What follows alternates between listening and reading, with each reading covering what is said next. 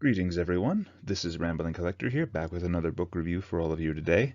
And funny thing here, we are going to be taking a step away from indie authors for a little bit to instead go backwards in time to an old classic.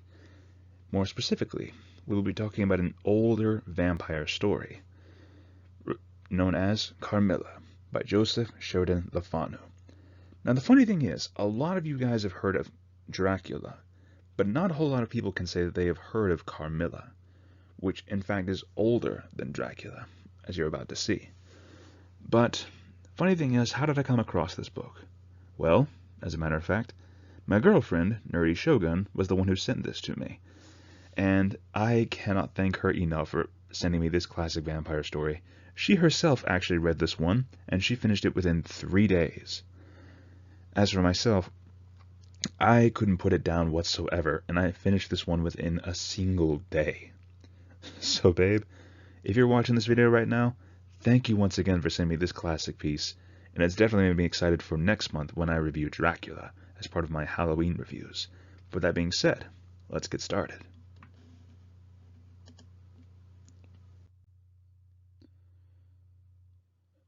So first of all, major historical fact for Carmilla. This particular vampire story is far older than Dracula, being released in 1872, and it was in fact the inspiration for it.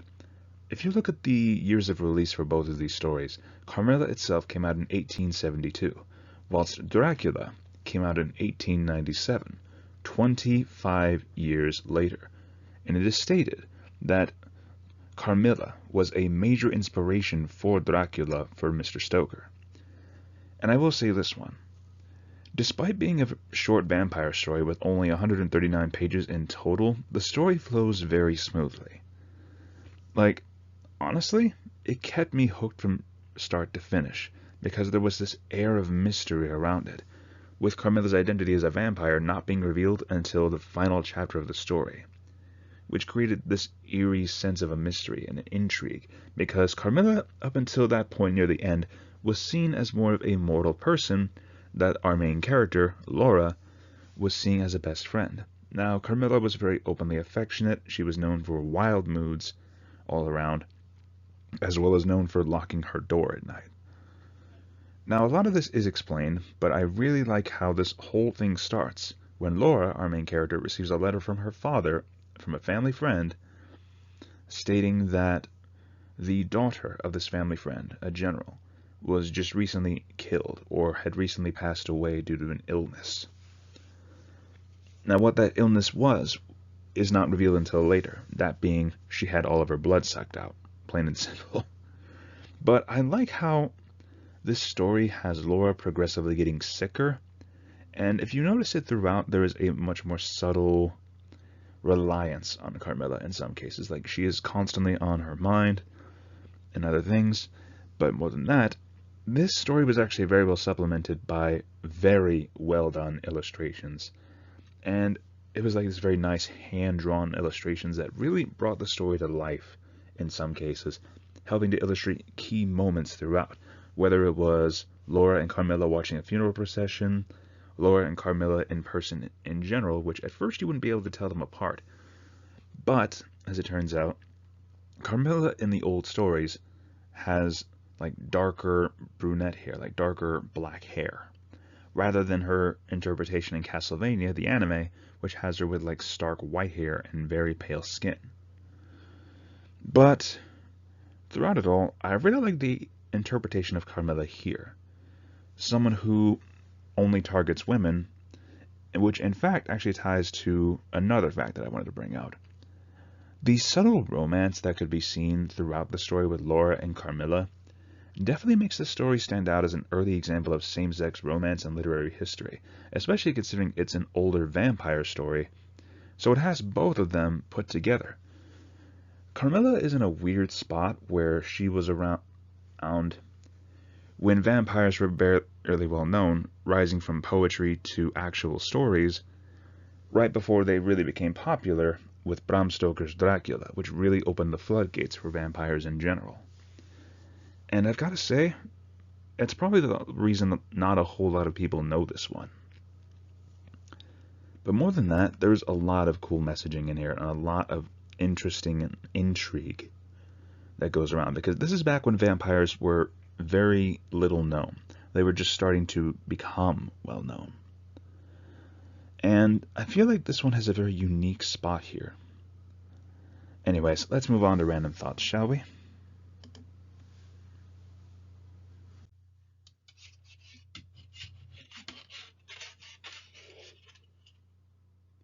So to continue random thoughts here, I didn't really know much about Carmilla until now. I knew that at first Carmilla was apparently older than Dracula by 25 years. And yet there was much I didn't know. Carmilla has actually been around in fiction for a lot of time in Castlevania. That's actually the first place that I met Carmilla, as the secondary antagonist of the second season and the primary antagonist throughout the third and fourth. And to be quite honest with you, it made me more intrigued to learn about this character. My girlfriend felt the same way. We both were interested in some of the more classic vampire stories after watching Castlevania. She was the lucky one to pick up Carmilla first, while I myself picked up Dracula. But now we both have the other. She now has Dracula in her collection, and I myself now have Carmilla, more importantly, thanks to her. And frankly, I cannot thank her enough for introducing this to me, because seriously, even though it is a fast read at only 139 pages, it is like maybe a fourth of what Dracula is, that absolute monstrosity of literature. Or I should say giant. Not monstrosity, that just sounds wrong. Anyways, I'm rambling here a little bit, but regardless, I really like how this one is an early example of same-sex romance. It makes me more intrigued to learn more about older vampire stories, like how they really got started, how they became fleshed out over time. Because, to put it simply, Carmilla's abilities as a vampire were very bare bones. You know, the whole needing blood to essentially stay young for centuries, sleeping in a coffin often filled with blood, as well as being able to actually transform into a cat, of all things. So, Carmilla, I feel, set the foundation for Dracula. Dracula was the main founding brick upon which vampires were all based, but it wouldn't be here without Carmilla. So, despite how very little known this story is, I feel like it has a very huge historical impact for what it has created. To be honest with you, I feel like more people should know about it. Like, I was asking around multiple people, because everyone has heard of Dracula, but not a whole lot of people have heard of Carmilla, and I feel like that is an absolute crime. Especially because this one is perfectly timed, because Halloween is around the corner. And I figured, well, why not review the predecessor of Dracula before next month, really diving into Dracula itself for the very first time. I know, I'm super late to the party on that. I'm pretty sure everyone's read Dracula at least once or twice. But you know what? I'm finally going to be on the boat with you guys. But with that being said, let's move on to the score.